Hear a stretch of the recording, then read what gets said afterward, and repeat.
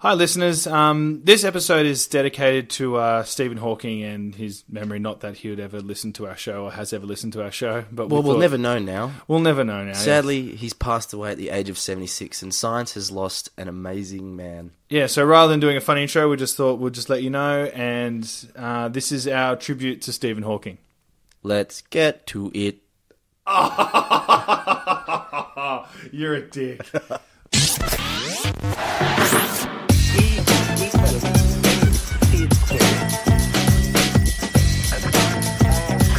How hard this was to research and try and sound genuinely like I was doing work. I don't know how this is going. Hey, buddy. Hey, Wade. Oh, what a big week in science it's been. Oh my gosh, I can't believe it. You know? Well, I kind of can. Let's be honest. Oh, yeah, it's true. Okay, yeah. It was a long time coming. Really. It was a long time coming, but you know, he was an amazing person. Obviously, if our listeners, if you've been living under a rock, Stephen Hawking died, who has been a huge influence, I know, on me and my love of physics and all things kind of cosmology and things like that. So yeah, he's got to be the most famous scientist since Einstein. Has to be. I think so. He's definitely one of the most recognisable. Yeah, absolutely. I'd have to agree with that.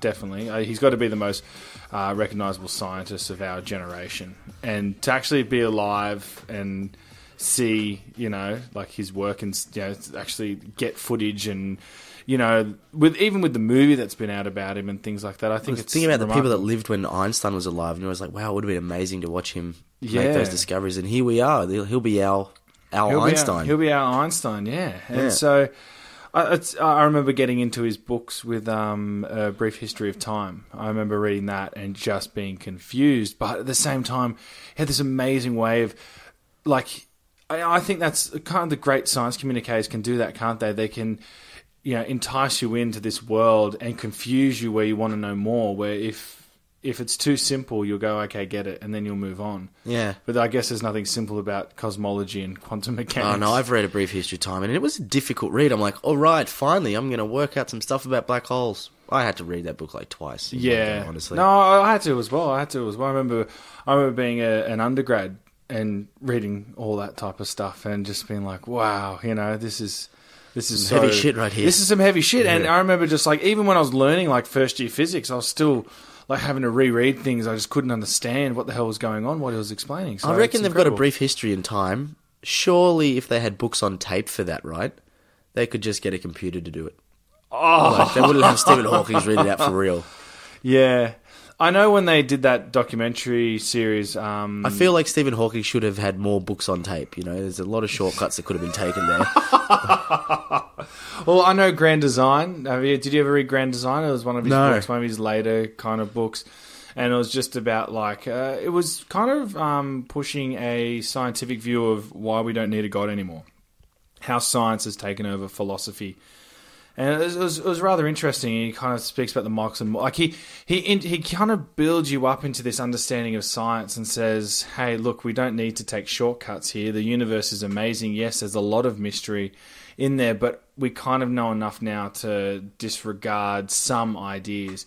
It wasn't like, you know, push religion down, stomp on it. It was more like, here's a scientific perspective of how you can almost view spirituality as well. And it was a rather good book. And it, you know, called on Marx and Morley experiment, whole range of other things, you know, space-time diagrams, black holes, all the amazing kind of things about the universe. Well, we were talking about it before, and it's amazing. Everyone had heard of Stephen Hawking, but no one really actually knows what he discovered, you know? People might be able to name a Hawking radiation, something about black holes, but that's probably from that movie that came out about him. Well, that's what I'm hoping to go into today, is actual understanding of what he actually studied. Because I think it's one of the, like, yeah, people go, oh, wow, he's an amazing scientist.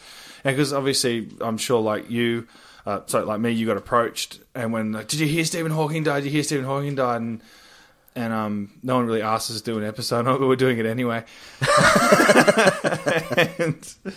and so I was like, well, do you know any of his discoveries, like what he discovered? And in all honesty, I knew the basics of what he'd done in cosmology and stuff like that, his actual work, but like he's done a fair bit. Like, but I think his most famous one is the Hawking radiation. Yeah. And I was going to kind of attempt to take the listeners through that.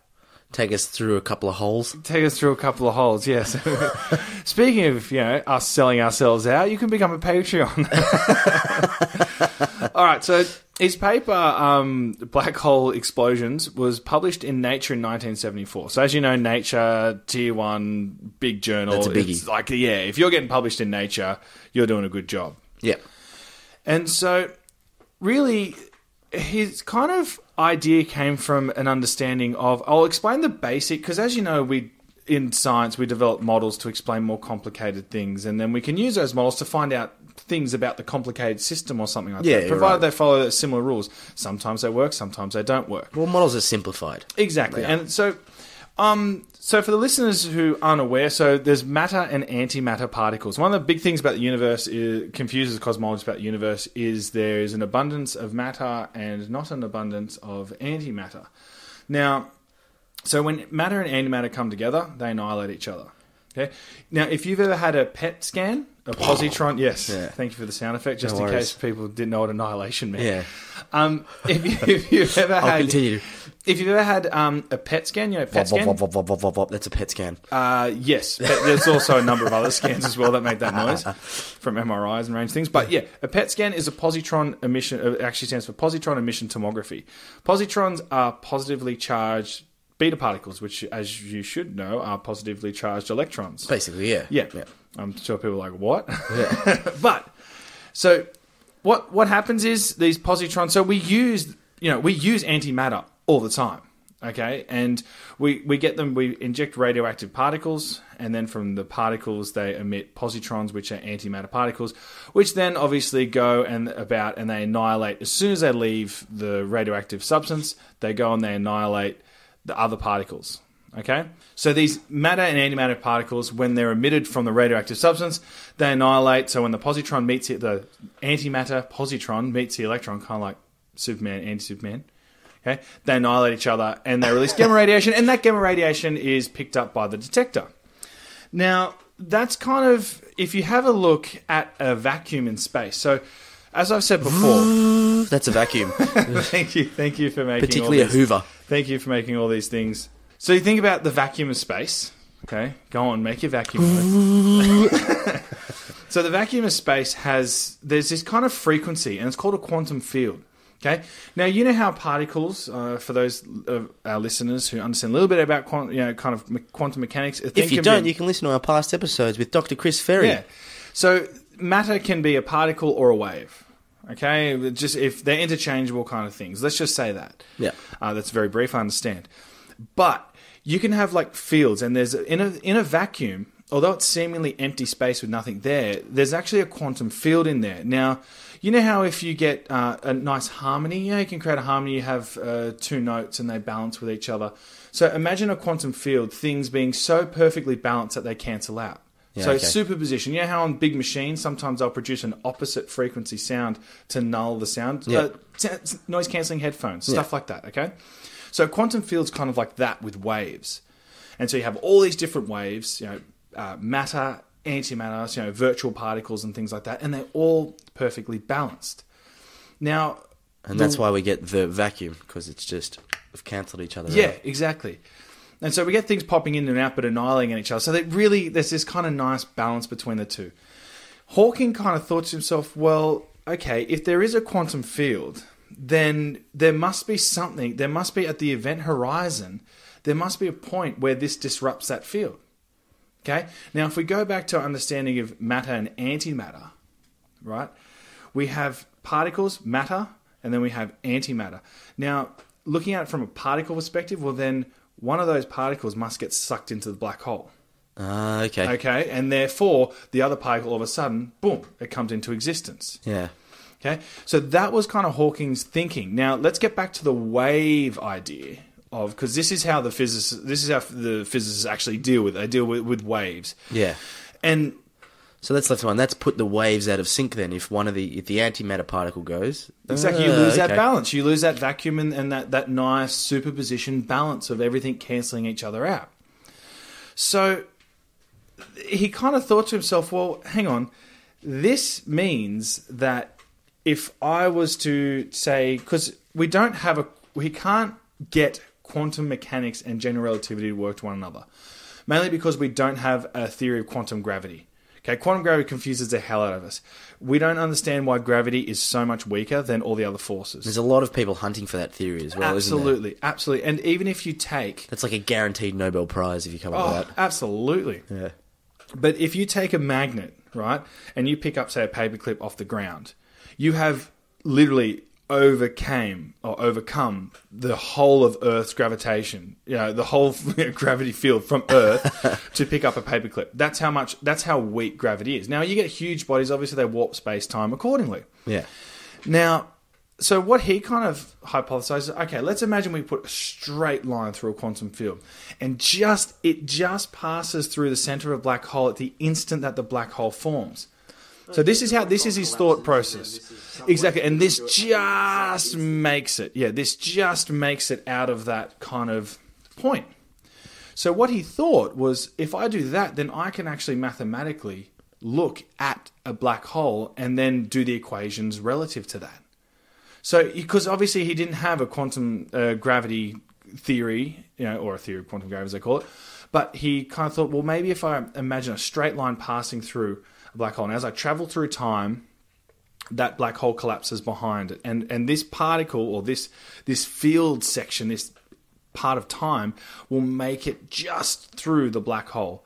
And then what he found out was there's actually, it's kind of interesting, there's a thing called I'm going to pronounce this so wrong. Okay, it's a Bogoliubov. So, oh man, this is so difficult. Can you pronounce this dude's name? Oh, he's going to be Russian or something, is he? Of course he is. They're right. They all are. Bogoliubov? Bogoliubov. Transformation. Which meant that if you have intense gravity, and judging by how that gravity warps space-time... Can I just apologise to any Russians out there for that butchering? Or pretty much anyone that doesn't come from an Anglo-Saxon background. We butcher consistently every week.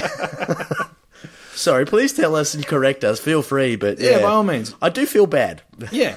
And so he actually was able to, this transformation, kind of like the Lorentz Transformation, how Einstein used that for special relativity. If the listeners want to look up Einstein's special relativity, they'll see that there's I'm going to sound like a wank here, but there's a square root of 1 minus v squared on c squared, and that is the Lorentz Transformation. And so that's not very wanky. You didn't sound that much like a wanker. Cool, no thanks, more than man. usual. Yeah, I know. Well, yeah, that's true. So he was able to put this transformation in, and what the transformation actually said was that, it would scatter certain wavelengths of particles.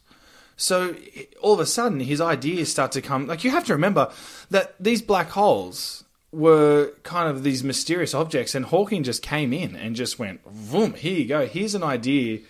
and I'm going to call it Hawking radiation too.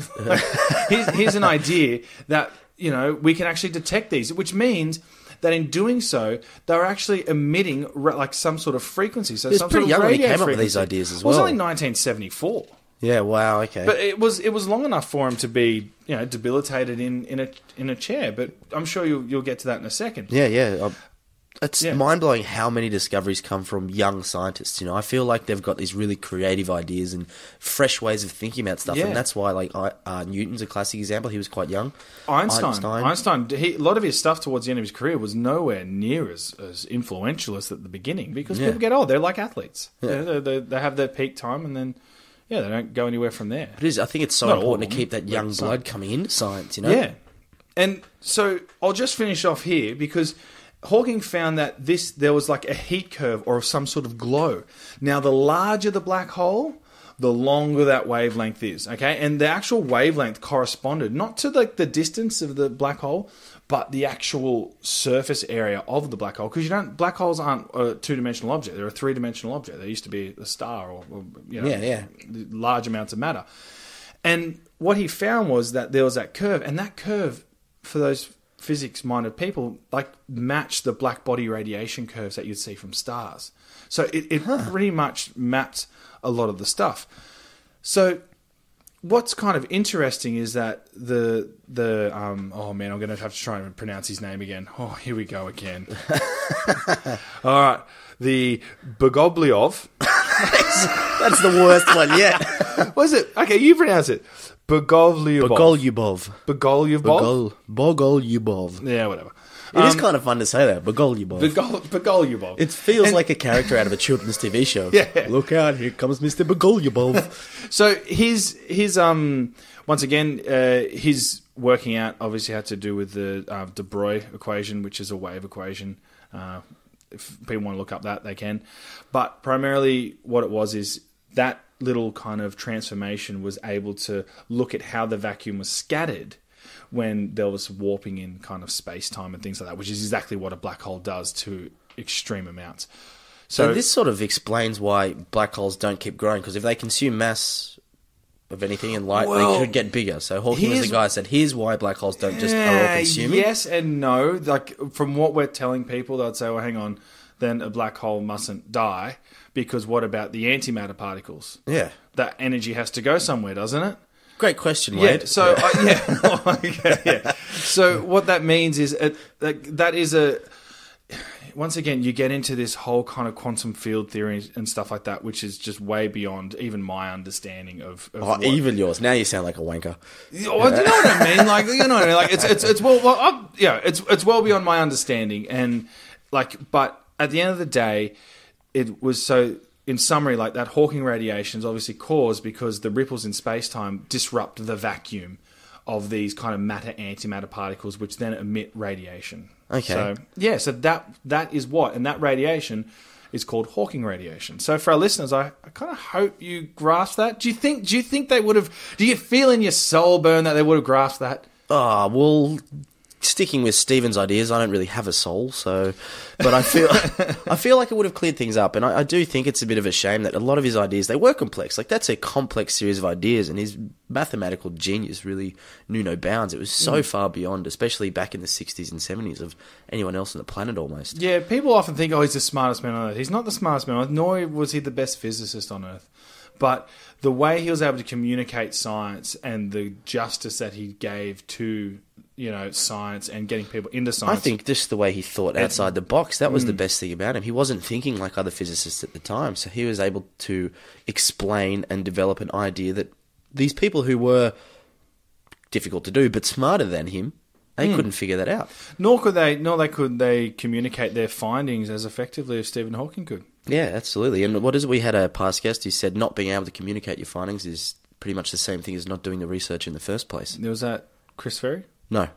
That was my auntie way back when.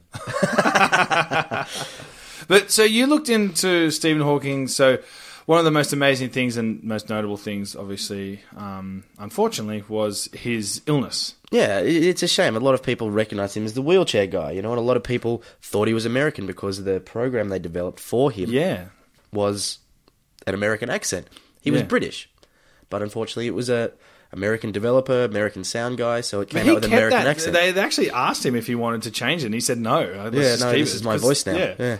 But that's cool. all right. But I think, fortunately, in the way that he brought attention to the disease, that's what he was most famous for. But unfortunately, he was more recognised for his disease and his condition, really, than his research. People knew he was a genius, knew he was a scientist, but do you think he would have had the same level of fame had he not had the disease, had he not been a prisoner of his own body, I suppose you could say? We've spoken about this on a previous episode, and some people say, well, but it was because he was in the wheelchair, he was able to think. It's like, yeah, but you're comparing two scenarios. One exists, one doesn't.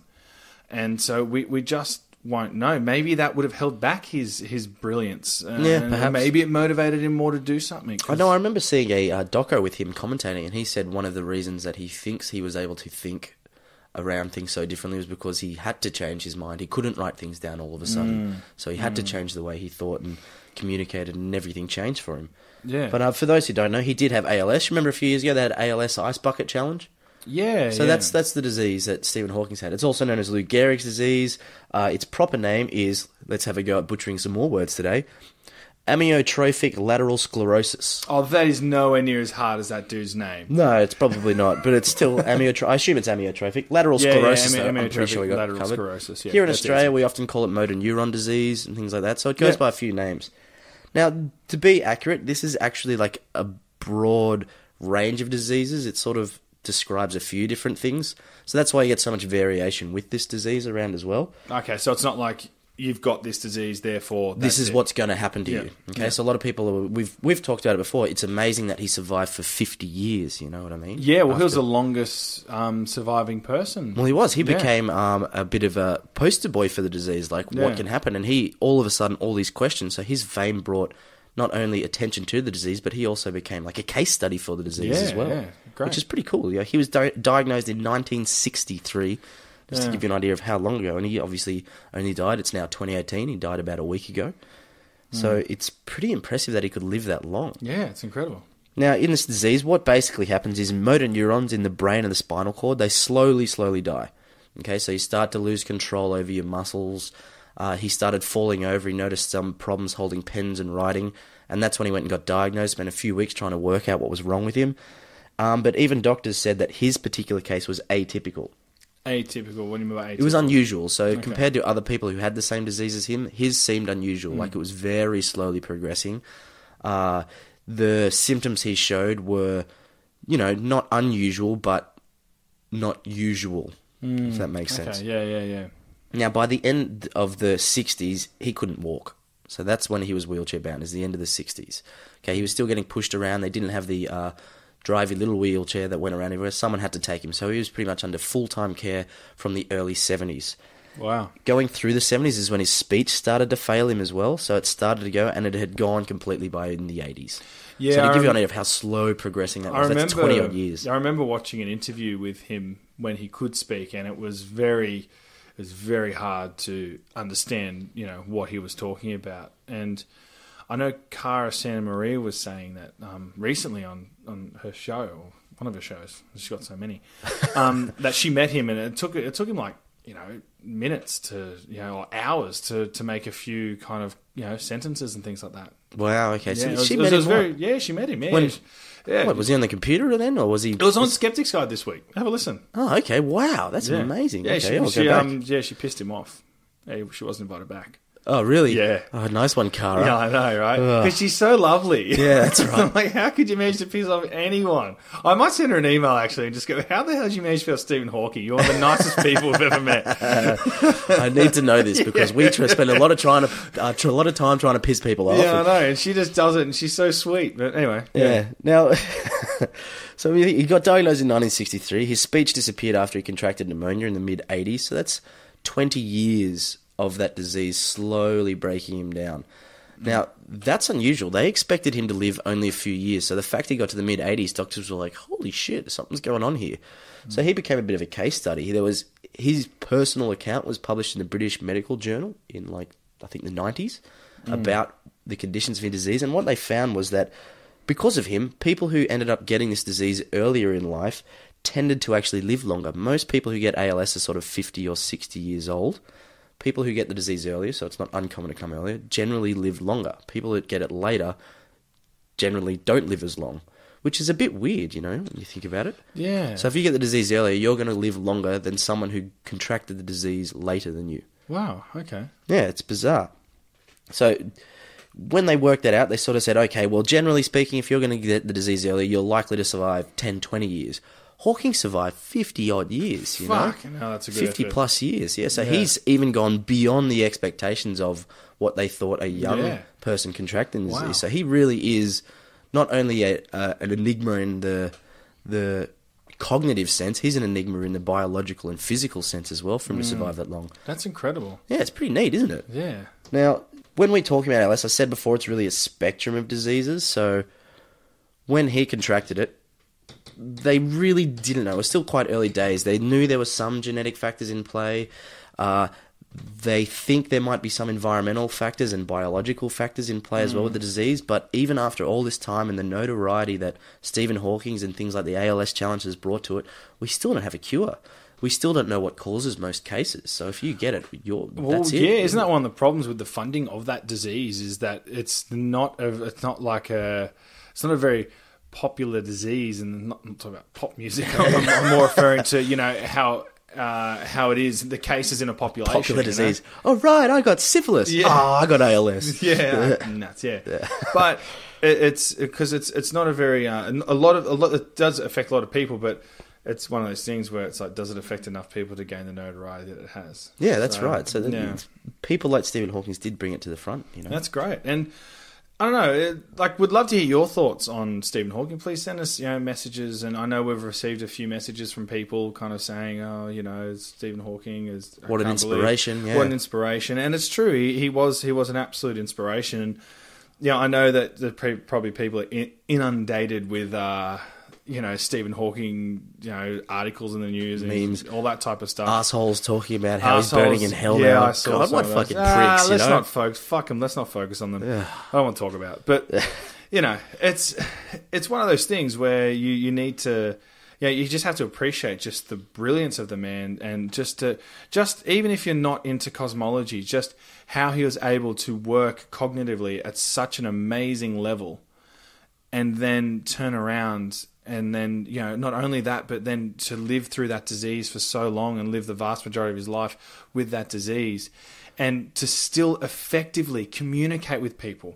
One of the best science communicators in the world couldn't actually speak. Yeah, that's amazing. He had amazing. to use a computer. And, could you imagine, you look at him, you look at the science communicators back then, and obviously you got Carl Sagan, and for our generation, we had Stephen Hawking with his kind of, that pushing the frontier of science communication. There's people carrying the torch, obviously, as well, with David Attenborough, Neil deGrasse Tyson, obviously, Brian Cox and things like that.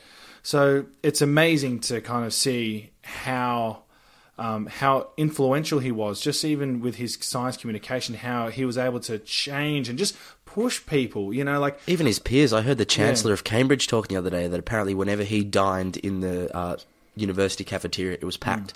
People found he was dining there, and then they'd actively go just to sit in the room and eat around Stephen Hawking. It's not like he was having chats to everyone or anything, but they just wanted to be in his presence. Yeah, that's amazing. Yeah, what a personality. Well, just what an inspiration to people just everywhere. But look, we'll put a link as well into kind of so you can donate to ALS. I think that'd be good. Yeah, right. Let's see if we can find things one like that. Yeah, great idea. Yeah, but if you let us know, shoot us a message. Let us know how Stephen Hawking helped influence you, or how you may not have known about Stephen Hawking that much until you listened to this episode, or what he did. But look at some of his works. Grand Design, Brief History in Time. Might have to look at it a couple times. You may have to look at it a couple of times. If you look at Grand Design, that's probably a better one, more accessible kind of book. But yeah, look, thank you very much, guys. You can follow us on Facebook, on Twitter, on Instagram.